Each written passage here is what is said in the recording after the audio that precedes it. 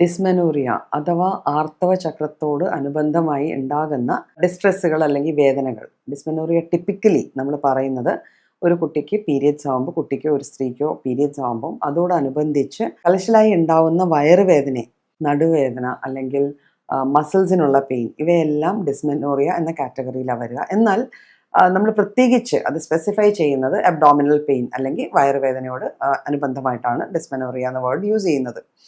സാധാരണഗതിയിൽ പീരിയഡ്സ് ആയി തുടങ്ങുന്ന കാലം, മെനാർക്കി സമയത്ത് ആദ്യമേ ആകുന്ന പീരിയഡ്സ് പലപ്പോഴും ഓവുലേറ്ററി പീരിയഡ്സ് ആയിരിക്കില്ല. അതായത് ആ സമയത്ത് ഉണ്ടാകുന്ന ആർത്തവത്തിൽ അണ്ഡം ഉണ്ടാകണം എന്നില്ല. ഹോർമോണൽ ചേഞ്ചുകൾ മൂലം മാത്രം ഉണ്ടാകുന്ന ഒരു ബ്ലഡ് ഫ്ലോ ആയിരിക്കും അന്നത്തെ പീരിയഡ്സ്.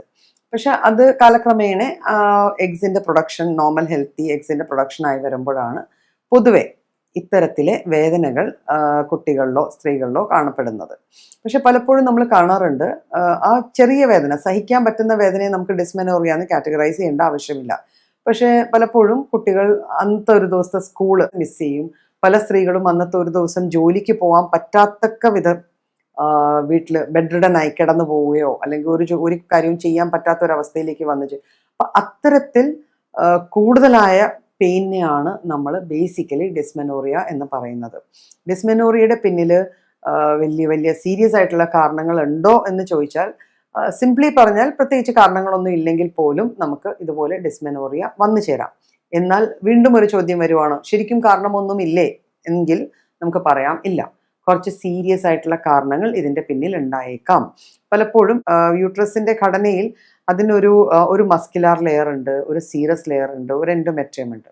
അപ്പം ഈ ലെയറുകളിൽ എവിടെയെങ്കിലും വരുന്ന തടിപ്പുകളോ മുഴകളോ ചിലപ്പം ഡിസ്മെനോറിയയ്ക്കുള്ള കാരണമായിരിക്കാം. ചിലപ്പോൾ അബ്ഡോമിനൽ സർജറീസോ പ്രൊസീജിയേഴ്സോ ചെയ്യുമ്പോൾ, ഈ ലാപ്രോസ്കോപ്പി ഒക്കെ ചെയ്യേണ്ടി വരുന്ന കേസുകളിൽ എൻഡോമെട്രിയം, അതായത് യൂട്രസിൻ്റെ ഏറ്റവും ഉള്ളിലത്തെ ലെയറാണ് എൻഡോമെട്രിയം. ഈ എൻഡോമെട്രിയൽ ലെയർ ഡിസ്പ്ലേസ്ഡ് ആയിട്ട് യൂട്രസിനുള്ളിലല്ലാതെ വേറെ ഏതെങ്കിലും ഭാഗത്ത്, ഓവറീസിലോ ട്യൂബ്സിലോ എവിടെയെങ്കിലും ഇംപ്ലാന്റഡ് ആയി പോകും.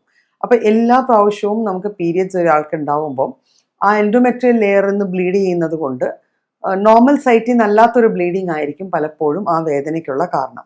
അതിന് നമ്മൾ എൻഡോമെട്രിയോസിസ് എന്ന് പറയും. എൻഡോമെട്രിയോസിസ് ശരിക്കും പറഞ്ഞാൽ ഡിസ്മെനോറിയയ്ക്കുള്ള വളരെ സീരിയസ് ആയിട്ടുള്ളൊരു കാര്യമാണ്. വളരെയേറെ പെയിൻ സഹിക്കുന്ന ആൾക്കാരാണ് എൻഡോമെട്രിയോസിസ് ഉള്ളവർ.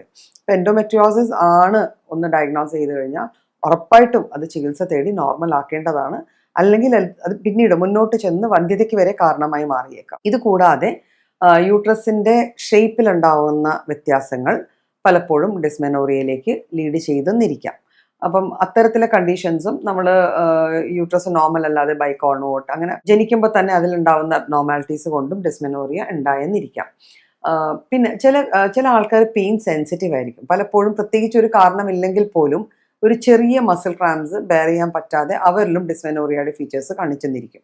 പലപ്പോഴും ഡിസ്മെനോറിയ വളരെ കൂടുതലാണ് അല്ലെങ്കിൽ ആർത്തവത്തോടനുബന്ധമായ ഈ വയറുവേദന വളരെ കൂടുതലാണെന്ന് വീട്ടുകാരൊക്കെ മനസ്സിലാക്കുന്നത് സ്കൂളിൽ പോവാതിരിക്കുകയോ അല്ലെങ്കിൽ ജോലിക്ക് പോവാതെ ഇരിക്കുന്നതിൻ്റെ കൂടെ തന്നെ ഇവർക്ക് ഭക്ഷണം കഴിച്ച ഉടനെ ഓക്കാനം വരികയോ ഛർദ്ദിക്കുകയോ അല്ലെങ്കിൽ തലകറക്കം ഉണ്ടാവുക, ബോധക്ഷയം ഉണ്ടാവുക, ഇത്തരത്തിലെ കാര്യങ്ങൾ അതോട് കൂടെ വരുമ്പോഴാണ് ഈ പെയിൻ്റെ ഇൻറ്റൻസിറ്റി നമ്മൾ മനസ്സിലാക്കുന്നത്. ഇതുകൂടാതെ ഇപ്പം നേരത്തെ പറഞ്ഞ എൻഡോമെട്രിയോസിസ് എന്നുള്ളൊരു കാരണം കൂടാതെ ചിലപ്പോൾ എഡിനോമയോസിസ്, അതായത് യൂട്രസിൻ്റെ ഭിത്തിയുടെ ആ കോശങ്ങളിൽ വരുന്ന തടിപ്പുകളെയാണ് നമ്മൾ എഡിനോമയോസിസ് എന്ന് പറഞ്ഞത്. അതും ഇത്തരത്തിൽ വളരെയേറെ പെയിൻ ഉണ്ടാക്കുന്ന തരത്തിലുള്ള ഒരു ബ്ലീഡിങ് ആയിരിക്കും എഡിനോമയോസിസ് ഉണ്ടെങ്കിലും ഉണ്ടാവുക. പലപ്പോഴും ഡിസ്മെനോറിയ ഉള്ള പേഷ്യൻസ് കൺസൾട്ടേഷന് വരുമ്പോൾ നമ്മൾ ചോദിക്കുമ്പോഴാണ് അറിയാൻ പറ്റുന്നത് അവരുടെ ബ്ലഡ് സാധാരണ ബ്ലഡ് പോലെയല്ല, മറിച്ച് കട്ടകളായിട്ടായിരിക്കും പോകുക. അപ്പോൾ കട്ടകളായിട്ട് ബ്ലഡ് പോവുകയാണെങ്കിൽ സ്വാഭാവികമായിട്ട് അത് എഡിനോമയോസിസ് ആയിരിക്കാം.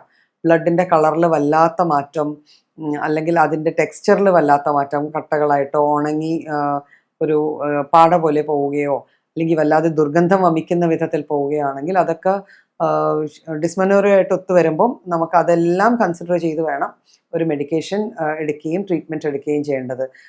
ചില കണ്ടീഷൻസിൽ മെമ്പറൈനസ് ഡിസ്മെനോറിയ എന്ന് പറയുന്ന കണ്ടീഷൻസിൽ പലപ്പോഴും മാംസപ്പാളികൾ വരെ ഈ ബ്ലഡിൻ്റെ കൂടെ വരാറുണ്ട്. അപ്പോൾ അതൊക്കെ എക്സ്ട്രീംലി പെയിൻഫുൾ ആയിട്ടുള്ള കണ്ടീഷൻസ് ആണ്. ഇങ്ങനെ നമുക്ക് പീരിയഡ്സ് വരുമ്പം എല്ലാ പീരിയഡ്സിലും അത്യാവശ്യം നല്ല രീതിക്ക് പെയിൻ വരികയും അത് സഹിക്കാൻ പറ്റാത്ത വിധം നമ്മളെ ബുദ്ധിമുട്ടിലാക്കുകയും നമ്മളുടെ നിത്യം ചെയ്യുന്ന കാര്യങ്ങളിൽ നിന്ന് നമുക്ക് ഒരു ലീവ് എടുക്കേണ്ട അവസ്ഥ വരിക, അല്ലെങ്കിൽ ഈ പെയിൻ ഉള്ളത് കൊണ്ട് തന്നെ ഫെർട്ടിലിറ്റിയെ ബാധിക്കുക, ഒരാൾക്ക് വന്ധ്യത പോലത്തെ പ്രശ്നങ്ങൾ വന്നു ചേരുകയെന്ന്, അല്ലെങ്കിൽ പ്രഗ്നൻസി ആവുന്നില്ല നോർമൽ, അങ്ങനത്തെ കണ്ടീഷൻസ് ഒക്കെ വന്നു കഴിഞ്ഞാൽ നമ്മൾ ഉറപ്പായിട്ടും ഇതൊരു ഗൈനക്കോളജിക്കൽ കൺസൾട്ടേഷനോടുകൂടി അല്ലെങ്കിൽ USG എടുത്ത് അത് എന്താണ് അതിൻ്റെ ഡയഗ്നോസിസ് എന്ന് കൃത്യമായിട്ട് അറിഞ്ഞ് കൃത്യമായ ഒരു ചികിത്സ തേടേണ്ട കാര്യങ്ങൾ. പലപ്പോഴും ഡിസ്മെനോറിയ കുട്ടികളിൽ കാണുമ്പം ആദ്യം തന്നെ ആർത്തവ ചക്രം തുടങ്ങിയ കാലഘട്ടത്തിൽ തന്നെ കാണുമ്പോൾ നമ്മളിത് നാച്ചുറൽ പെയിൻസ് ആണ്, പലപ്പോഴും അങ്ങനെ ഒരു ധാരണയുണ്ട്, ഇത് എല്ലാവർക്കും ഉണ്ടാവുന്ന കാര്യം തന്നെയാണ്, ഇതിൽ പ്രത്യേകിച്ച് ഒരു എക്സ്ട്രാ പെയിൻ ഒന്നുമില്ല എന്ന് പറഞ്ഞ്